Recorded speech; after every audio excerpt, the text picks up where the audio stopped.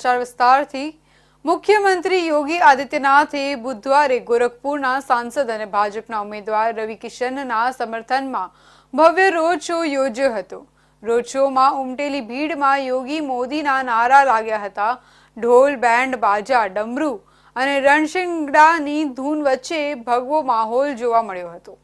ગોરખપુરમાં લોકસભા ચૂંટણીનો 7મો અને છેલ્લો તબક્કો 1 જૂનના રોજ છે।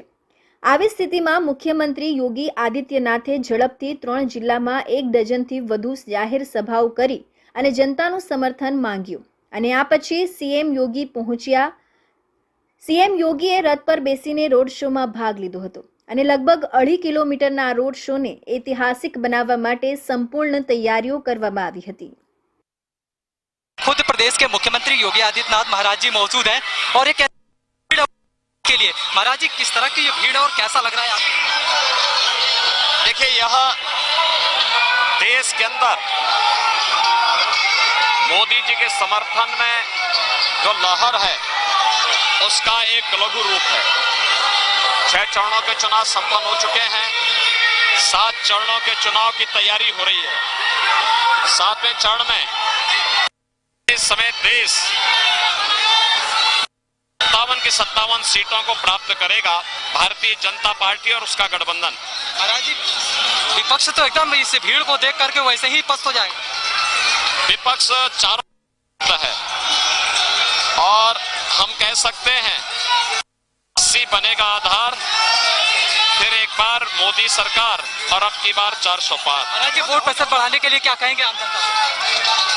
देखिए, अपने लोकतांत्रिक अधिकार का करना चाहिए और जो उनकी आकांक्षा है उस आकांक्षा को मोदी जी के नेतृत्व में पूरा किया गया है। हमें मोदी जी को तीसरी बार देश का प्रधानमंत्री बना करके आत्मनिर्भर और विकसित भारत के लिए अपना पूरा समर्थन और आशीर्वाद देना चाहिए। मुख्यमंत्री पूरे रोड शो में मौजूद है और इस रोड शो के जरिए मुख्यमंत्री योगी आदित्यनाथ यहाँ पर जो है इस पूरे रोड शो में आते हुए नजर आ रहे हैं और निश्चित रूप से जो जनसैलाब है बहुत कुछ इशारा कर रहा है, बहुत कुछ बातें कह रहा है। वीडियो जर्नलिस्ट अजीज के साथ सुशील कुमार, इंडिया न्यूज, गोरखपुर। મુખ્યમંત્રી રથ પર સવાર થઈને ટાઉન હોલ થઈને ઘોષ કંપની પહોંચ્યા, જ્યાં મુસ્લિમ સમુદાયના લોકો પણ મુખ્યમંત્રી પર ફૂલોની વર્ષા કરી રહ્યા હતા અને દરેક જગ્યાએ બાળકો, વૃદ્ધ મહિલાઓ અને પુરુષો આ રોડ શો જોવા ઘરની બહાર આવ્યા હતા। તેઓ બહાર આવી રહ્યા હતા અને ધાબા પર ઊભા હતા અને ફૂલોની વર્ષા કરી રહ્યા હતા। તે દરમિયાન મુખ્યપ્રધાન યોગી આદિત્યનાથે ઇન્ડિયા ન્યૂઝ સાથે ખાસ વાત કરી અને કહ્યું કે આ વખતે આધાર 80 કરવામાં આવશે, વિપક્ષનો પરાજય થશે।